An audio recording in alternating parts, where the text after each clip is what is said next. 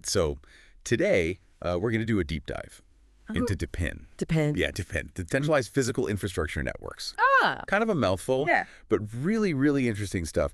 Basically, we're talking about like how we build infrastructure. Okay. And how we can do it differently using like blockchain and crypto and all this kind of cool cutting edge technology. Interesting. Yeah, and we've got a ton of like research articles, kind of case studies, all this kind of stuff to really dig into this. And specifically what we're looking at today is like environmental data collection.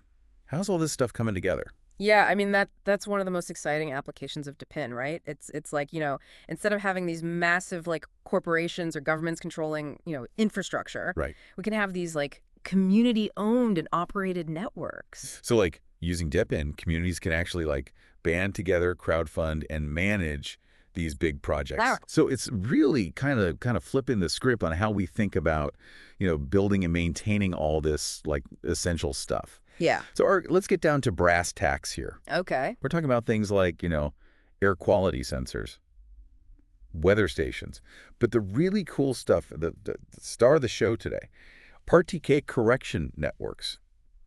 Have you ever noticed how your GPS can be a little wonky? Oh, yeah, all the time. Yeah. Yeah. Standard GPS signals, they rely on satellites way up in space. And there's all kinds of interference and atmospheric conditions that can throw off the accuracy. Right. So you end up with an error margin, 10 to 20 feet sometimes. Wow. Okay. So, like, if I'm just trying to find a coffee shop, maybe not a huge deal. Right. But, I mean, come on, we're in, like, the age of self-driving cars. Exactly. And that's where RTK comes in. Okay. Real-time kinematic. Yeah.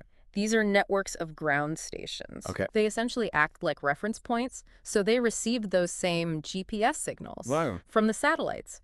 But because they know their exact location down to the centimeter, they can calculate the error and then transmit a correction signal. Oh. So you get like super precise positioning. We're talking 1 centimeter accuracy. 1 centimeter. That's insane. I mean, that's like I can't even fathom like that level of accuracy. It's wild, right? And it's enabling some really incredible things. Okay, give me some examples. Paint me a picture. What can we actually do with this kind of pinpoint accuracy? Well, let's start with agriculture. Imagine tractors planting seeds with centimeter precision. You can optimize crop yields, minimize waste. Wow. Think about the environmental impact there. Less fertilizer runoff, more efficient use of water. Yeah. And then there's drone deliveries. Imagine like navigating these like complex urban environments, right? Delivering packages right to your doorstep. Pinpoint accuracy is essential for that. That's amazing. And of course, self-driving cars. I mean, this is the foundation for autonomous vehicles. To navigate safely, you need to know exactly where you are in the road. Yeah, of course. And then even things like augmented reality. You can create these incredible immersive experiences where the virtual world is seamlessly blended with the real world because you have that precise location data. Wow. It's like Pokemon Go, but like on steroids. Exactly. Okay, so we've got like super accurate GPS, incredible applications.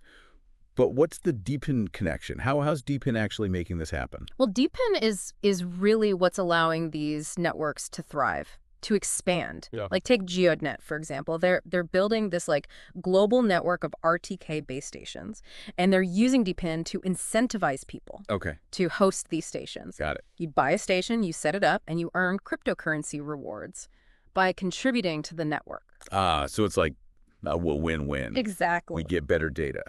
Individuals get rewarded, and we're building a more like resilient and decentralized infrastructure. Right. It's like we're taking the power back. Yeah. From those big centralized players. Yeah, exactly. And putting it back in the hands of the community. And it's not just about location data. Oh, absolutely not. I mean, think about air quality monitoring. Yeah.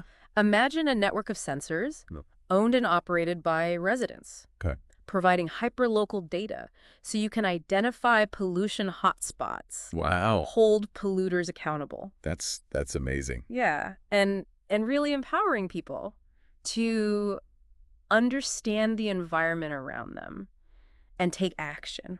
Man, it's pretty mind-blowing, like thinking about all the different applications of DePin for environmental data collection. It really is. It's and it feels like we're just scratching the surface here. Yeah. There's so much potential. And on that note, let's leave our listeners with a little something to think about. What other like crazy creative applications of DePin Hmm. can you imagine in this world of environmental data collection? Like what problems could we solve? Hmm. What opportunities could we unlock? It's definitely, something to ponder as we kind of journey further into this exciting new world of DePin.